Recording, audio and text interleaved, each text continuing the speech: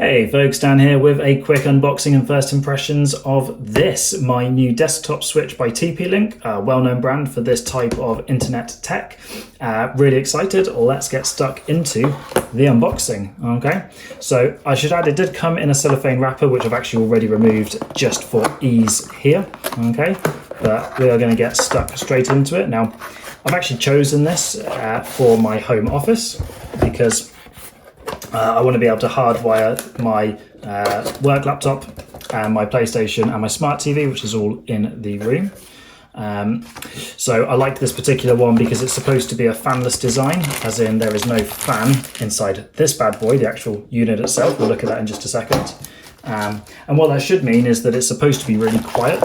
You can't hear a loud fan noise as you are trying to work in the room. What else have we got in there? Okay, some little feet.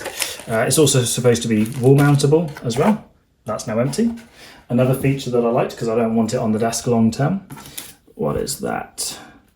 Compliance stuff. Okay, so there we go. That's what's inside the box. Okay, a couple of reasons why I've chosen it. It does advertise it literally here on the box that suitable for business if you wanted to. So I think it should be pretty decent tech, pretty industrial level tech.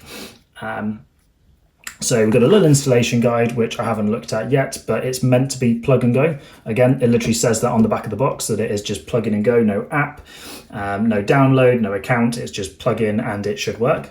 A little bit of compliance paperwork here that just says it's properly built, it's authentic, original. Then we've got the unit itself, okay? So I think this looks quite simple, quite sort of sleek, quite modern, okay? Feels really nice in the hand, actually. It's not too heavy. You can see the size of it as well. So pretty small, pretty compact, actually, which I really like. We've got the 5 ports here. Now there is actually an 8-port version if you want the bigger one, but I was quite happy with the 5-port. That's perfect for what I need. Looks like a little LED indicating if the power is on or not, which is obviously from the power cable. So I can see we've got these little squares here and on this side too. So those are obviously the air vents just to keep it cool.